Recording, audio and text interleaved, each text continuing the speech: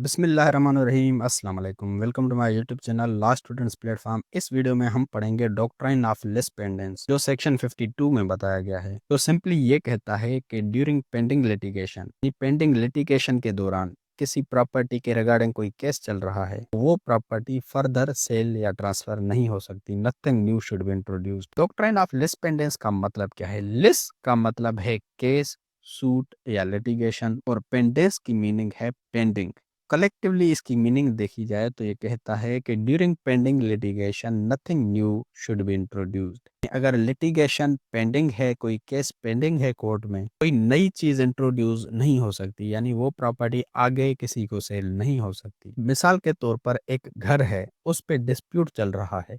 ए कह रहा है कि ये घर मेरा है, बी कहता है कि ये घर मेरा है। तो ये दोनों जाके केस करते हैं। अब जब तक ये केस पेंडिंग है, तक फाइनल डिसीजन नहीं आ जाता कोर्ट का ये घर किसका है, ना ही ए इस घर को ट्रांसफर या सेल कर सकता है, ना ही बी कर सकता है। तो ये डॉक्ट्राइन कहता है कि कोई भी प्रॉपर्टी तब तक ट्रांसफर नहीं हो सकती जब तक उस प्रॉपर्टी से रिलेटेड जो सूट है वो पेंडिंग में है। अब ये चीज सेक्शन 52 में बताई गई है, transfer of property pending suit relating thereto. ऐसी प्रॉपर्टी का ट्रांसफर जिस प्रॉपर्टी के रिगार्डिंग जो सूट है वो कोर्ट में पेंडिंग है। तो ये सेक्शन क्या कहता है?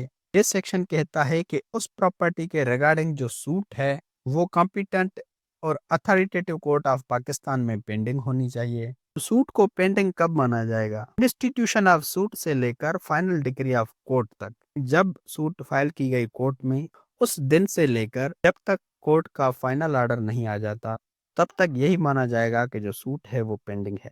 सेकंड एलिमेंट है कि जो सूट है वो डायरेक्टली और स्पेसिफिकली इमूवेबल प्रॉपर्टी से रिलेटेड हो, यानी ऐसा ना हो कि जो सूट है एक घर के खिलाफ फाइल की गई है, वो जो पार्टी है दूसरे घर को ट्रांसफर करने नहीं दे रही। ऐसा नहीं होगा। जिस घर के खिलाफ सूट फाइल की गई है, जिस घर पे डिस्प्यूट है, उस पे ही doctrine of lis pendens apply होगा। थर्ड असेंशियल एलिमेंट है कि वो जो सूट है वो कोलिसिव नहीं होनी चाहिए, यानी जो सूट है वो मेलिशियस इंटेंशन से फाइल नहीं की गई हो, ताकि जो इस प्रॉपर्टी का ओरिजिनल ओनर है वो ट्रांसफर ना कर सके। मिसाल के तौर पर एक घर है, उसका जो ओरिजिनल ओनर है वो ए है, के पास ये अथॉरिटी है, वो किसी को भी सेल कर सकता है। बी ये चाहता है ये आगे किसी को सेल ना करे, तो इस मेलिशियस इंटेंशन से वो ये क्लेम करता है कि ये प्रॉपर्टी मेरी है, तो सूट फाइल कर देता है ताकि ए इस प्रॉपर्टी को ट्रांसफर ना कर सके।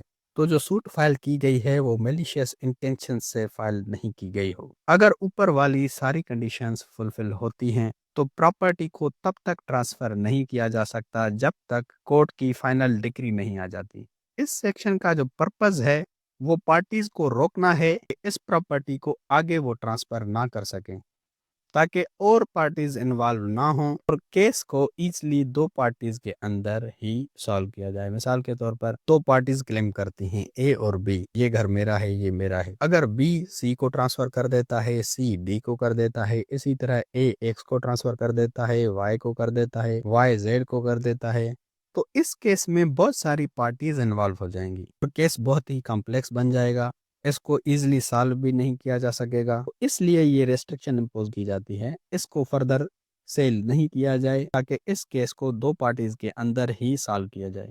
अब इसकी एक एक्सेप्शन है, ये सेक्शन तब अप्लाई नहीं होगा जब कोर्ट अपने ऑर्डर से प्रॉपर्टी ट्रांसफर करे, यानी कोर्ट एक ऑर्डर दे देती है आप इस प्रॉपर्टी को फर्दर सेल कर सकते हो, तो इस सिचुएशन में ए कर सकता है और doctrine of lis pendens apply नहीं होगा। जो पेंडिंग लिटिगेशन ट्रांसफर्स होते हैं वो वर्ड नहीं होते, वो सिर्फ होल्ड पे होते हैं जब तक कोर्ट की डिक्री नहीं आ जाती। मिसाल के तौर पर ए और बी का प्रॉपर्टी पे डिस्प्यूट चल रहा है।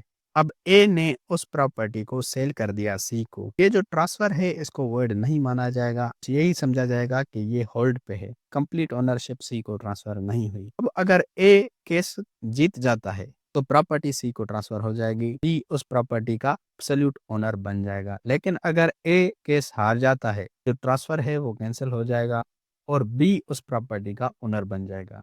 अब जो न्यू बायर है, जैसे इस एग्जांपल के मुताबिक सी है, उसको नोटिस होना चाहिए या नहीं होना चाहिए? उसको इस बात का पता होना चाहिए इस घर पे डिस्प्यूट चल रहा है, का पता नहीं होना चाहिए। तो ये चीज बेलेमी वर्सेस सेविन 1857 के केस में हेल्ड की गई थी। नोटिस की कोई भी रिक्वायरमेंट नहीं है, अगरचे थर्ड पर्सन को ये पता है या पता नहीं है कि इस प्रॉपर्टी के ऊपर केस चल रहा है जो प्रॉपर्टी मैं खरीदने जा रहा हूँ, डॉक्ट्राइन ऑफ लेस पेंडेंस जरूर अप्लाई होगा और ट्रांसफर होल्ड पे माना जाएगा। एक घर पे ए और बी का डिस्प्यूट चल रहा है और ए सी को प्रॉपर्टी ट्रांसफर कर रहा है। तो अगर सी को पता है इस प्रॉपर्टी पे डिस्प्यूट चल रहा है, फिर भी ये जो ट्रांसफर है ये होल्ड पे रहेगा। और अगर सी को पता नहीं है इस प्रॉपर्टी के ऊपर डिस्प्यूट चल रहा है, फिर भी ट्रांसफर को होल्ड पे माना जाएगा। तो दोस्तों ये था हमारा आज का टॉपिक। उम्मीद है कि आपका कंसेप्ट क्लियर हो गया होगा। रिक्वेस्ट एक ही करूंगा कि एक छोटा सा कोई सा भी कमेंट लाजमी कर दो और ये वाली इंस्ट्रक्शंस भी ज़रूर फॉलो करो। चैनल को सब्सक्राइब करो। अगर आपको नोट्स चाहिए उसकी लिंक आपको डिस्क्रिप्शन से मिल जाएगी। अगर आपको ट्रांसफर ऑफ प्रॉपर्टी के दूसरे वीडियोस देखने हैं तो उसकी भी लिंक आपको डिस्क्रिप्शन से मिल जाएगी। कमेंट कर देना।